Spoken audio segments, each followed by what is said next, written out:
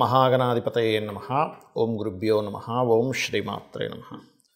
ప్రతి మనిషి కూడా తను ఎదగాలి అంటే ఫస్ట్ వాళ్ళ యొక్క లగ్నం స్ట్రెంగ్త్ అవ్వాలి. లగ్నం ఎంత స్ట్రాంగ్గా ఉంటే వాళ్ళు అనుకున్న సంకల్పం నెరవేరుతుంది.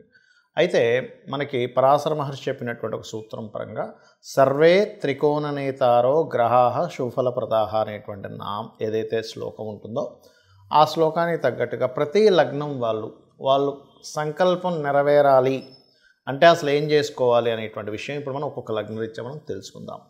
కుంభలగ్నము, కుంభరాశి. కుంభం వారికి కనుక చూసుకున్నట్లయితే ప్రజెంట్ మీకు శని వక్రించబోతున్నాడు కాబట్టి ఇక్కడ కొంచెం అంటే విదేశీ యోగాలను ఇస్తుంది. అయితే ఇక్కడ కుంభలగ్నానికి ఉన్న స్ట్రెంగ్త్ ఏంటో తెలుసుకోవాలి. ఏమిటది అంటే మీకు మీ యొక్క జాతచక్రంలో శని భగవానుడు లగ్నాధిపతి అయినప్పటికీ కూడా లైఫ్ని హ్యాపీగా ఉంచుకోవాలి, ఎంజాయ్గా ఉండాలనే లక్షణం పరిపూర్ణంగా ఉంటాయి. ఆ రకంగా డిజైన్ చేసుకుంటారు కూడా. మీ యొక్క లగ్నానికి ఉండేటువంటి గొప్ప బలం అది. అంటే ఎటువంటి సిచ్యువేషన్స్లో ఉన్నా హ్యాపీగా ఉండాలి, ఎటువంటి సంఘటనలు జరుగుతున్నా హ్యాపీగా ఉండాలి, చిన్న దాని నుంచి పట్టుకొని హ్యాపీగా జీవించాలనేటువంటి బలం మీ లగ్నానికి ఉంటుంది. మరి మీరు అనొచ్చు ఏమండి, 1,00,000 జాతకాల్లో ఒకరిద్దరు అలా ఉండరు ఎందుకు? బికాజ్ ఆఫ్ సాటర్న్ వాళ్ళ జన్మ జాతకంలో పాడయ్యాడు. అంటే లగ్నాధిపతి, లగ్నం అంటే ఇట్ సెల్ఫ్ మనిషి. ఆ తత్వం ఏమైందో అది న్యాచురల్ తత్వం ఏదైతే ఉందో దాని తత్వాన్ని మార్చేసుకుంది. ఎప్పుడైతే మార్చుకుందో ఆ వ్యక్తి ఆ తత్వం నుంచి ఎప్పుడైతే బయటికి వచ్చాడో అది కనెక్ట్ అవ్వదు. చూడండి, మనం కొన్నిటిని చూస్తూ ఉంటాం, అది అలా ఉంటేనే బాగుంటుందండి అని మనం అనుకుంటూ ఉంటాం, చూసారా నేచర్లో. అలాగే లగ్నం యొక్క స్ట్రెంగ్త్ ఏదైతే ఉందో ఆ వ్యక్తి అలా ఉంటేనే దాని న్యాచురల్ దీంట్లో ఉంటేనే బాగుంటుంది. అయితే ఇక్కడ మీ లగ్నం ఒకవేళ వీక్గా ఉంది, స్ట్రాంగ్ అవ్వాలి. ఎందుకు స్ట్రాంగ్ అవ్వాలి? ఎందుకంటే ఎప్పుడైనా సరే గుర్తుపెట్టుకోండి, మనం ఏం సాధించాలన్నా ఫస్ట్ మనం బాగుండాలి. మనం బాగుండడం అంటే ఆరోగ్యంగా ఉండడము, లేకపోతే ఫైనాన్షియల్గా స్ట్రాంగ్గా ఉండడం, మెంటల్లీ ఫిజికల్గా బాగుండడం. అలాంటప్పుడు ఈ యొక్క ఫస్ట్ ఆఫ్ ఆల్ మనిషి ఆరోగ్యంగా ఉండాలి లేదా స్ట్రాంగ్గా ఉండాలి అంటే మీరు చేయవలసినటువంటిది పరాశర మహర్షి సర్వే త్రికోణనేతారో సూత్రం పరంగా చూసుకుంటే శని, బుధ, శుక్ర గ్రహాల దగ్గర దీపారాధన చేయండి. విష్ణు సహస్రనామాలు, లలిత సహస్రనామాలు రెగ్యులర్గా చాంటింగ్ చేయండి. గోవుకి ఒకవేళ మీ యొక్క శని కనుక పాడయ్యాడు కుజకేతువు మధ్యలో పడి, అలాంటప్పుడు గోవుకి క్యారెట్స్, గ్రాసం కూడా తినిపించండి. దీంతోపాటు ఓం నమో నారాయణాయ, ఓం శ్రీమాత్రే నమః అనే మంత్రం చేసుకోండి. ఖచ్చితంగా మీ యొక్క లగ్నం స్ట్రాంగ్గా అవుతుంది. అయితే ఇక్కడ సర్వసాధారణంగా అంటే లగ్నానికి శుభులు అవుతారు వీళ్ళు, అందులో ఎటువంటి డౌట్ లేదు. ఇది లగ్నం కుంభలగ్నానికి శుక్రుడు, బుధుడు శుభులు. కానీ సమ్ టైమ్స్ ఈ శుక్రుడు, బుధుడు గనక బలంగా లేకపోతే వీళ్ళు శుభత్వాన్ని ఇవ్వలేకపోతుంటారు. అలాంటప్పుడు చాలామంది తెలియక ఆ రత్నాలు పెట్టుకోవడం చేస్తారు. అలా రత్నాలు పెట్టుకోవడం అట్లాంటివి చేయకండి దయచేసి. రత్నం అనేటువంటిది ఎంచుకోవడం అనేటువంటిది స్పెసిఫిక్గా మీకు ఏ ప్లానెట్ బాగుందో, ఏ ప్లానెట్ పాపకత్తిలో దాన్ని బట్టి పెట్టుకోవాలి. కానీ అలా పెట్టుకోకూడదు, గుర్తుపెట్టుకోండి. అలాగే మరొక విషయం ఏంటంటే ఇక్కడ మీరు మీ యొక్క లైఫ్లో ఇంకా బాగా అద్భుతమైనటువంటి స్టేజ్కి వెళ్ళాలి అంటే మీరు మాత్రం ఓం నమో నారాయణాయ, ఓం శ్రీమాత్రే నమః అనే నామస్మరణ రెగ్యులర్గా చేస్తుండండి. దీంతోపాటు ఓం ఇంద్రగోప పరిక్షిప్త స్మరతూనా భజంగికాయ నమః చేసుకుని అన్ని విధాలు బాగుంటుంది. అందరికీ లగ్నం తెలియాలని రూల్ లేదు, వాళ్ళ నక్షత్రం తెలియాలని రూల్ లేదు, వాళ్ళ రాశి తెలియాలని రూల్ లేదు. కానీ తెలియనప్పుడు ఏం చేయాలో కూడా చెప్తాను. అదేవిధంగా అసలు ఎగ్జంప్షన్స్ ఏమిటి, ఎగ్జంప్షన్స్ ఏం చూసుకోవాలి, ఎట్లాంటివి అనేటువంటివి చెప్తా. ఇప్పుడు మనం పాయింట్ నెంబర్ 1, ఇక్కడ మనం ఒక లగ్నానికి అని చెప్పి తీసుకున్నాం. ఒక్కొక్కసారి ఏమవుతుందంటే ఆ లగ్నాధిపతి రూల్ చేయకుండా ఇంకొకరికి అందిస్తారు. అది ఎలా జరుగుతుంది అంటే ఆత్మ సంబంధినో ఏచ ఏ నిజస ధార్మిణ తశాంతర్దశాశ్వేవ దిశదిశ్వదశాఫలం అంటే మహాదశ ఫలితాలు ఎలా ఇస్తాయి అనేటువంటి దాని మీద ఒక శ్లోకం చెప్పడం జరిగింది పరాశర మహర్షి. అంటే అదేంటి, ఆత్మ సంబంధం బట్టి అంటే అదే ప్లానెట్ ఇవ్వకుండా అది ఏ గ్రహంతో సంబంధం పెట్టుకుందో దాన్ని PAC అంటారు. అంటే ప్లేస్మెంట్, ఆస్పెక్ట్ అండ్ కంజంక్షన్. తద్వారా ఆ యొక్క ఫలితాలు ఇస్తుంది. అలాగే ప్రతి గ్రహం కూడా తన ఫలితం తను ఇవ్వకుండా వేరే గ్రహాన్ని అందిస్తుంది. అప్పుడు పర్సనల్ చార్ట్లో వేరే గ్రహం ఏ గ్రహానికి వెళ్ళిందో పర్సనల్ చార్ట్ చూసుకొని దాన్ని బట్టి చేసుకోవాలి. అది ఇన్డెప్త్గా వెళ్ళేటువంటి విషయం. బట్ నేను స్టార్టింగ్లో ఏదో చెప్పానో అది ఖచ్చితంగా అది కూడా పనిచేస్తుంది, పనిచేయదని కాదు.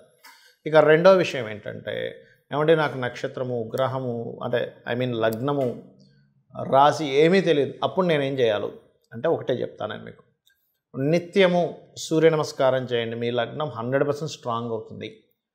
అంటే లగ్నం కనుక స్ట్రాంగ్ అయింది అంటే మీరు ఏదైనా సాధించగలుగుతారు. అంటే మనం ఫస్ట్ స్ట్రెంగ్త్ఫుల్గా ఉండాలిగా, మానసికంగా శారీరకంగా మనం స్ట్రాంగ్గా ఉంటే ఏదైనా సరే సాధించగలం.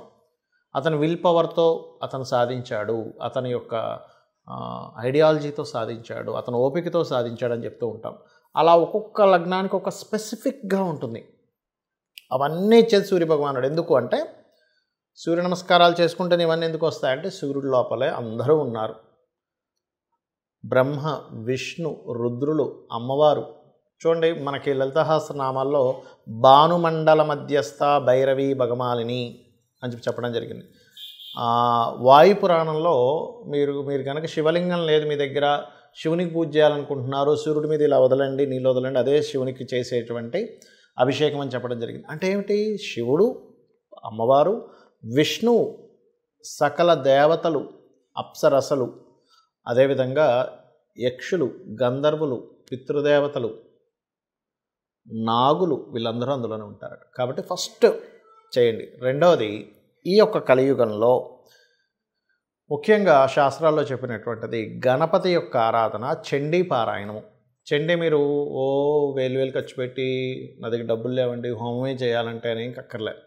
ఈ కలియుగానికి ఉన్న గొప్పతనం ఏంటంటే చండీ వింటూ మీరు చండీని ప్లే చేసుకోండి, చక్కగా మెడిటేషన్లో కూర్చోండి, మీరు హోమం చేస్తున్నట్టుగా ఊహించుకోండి.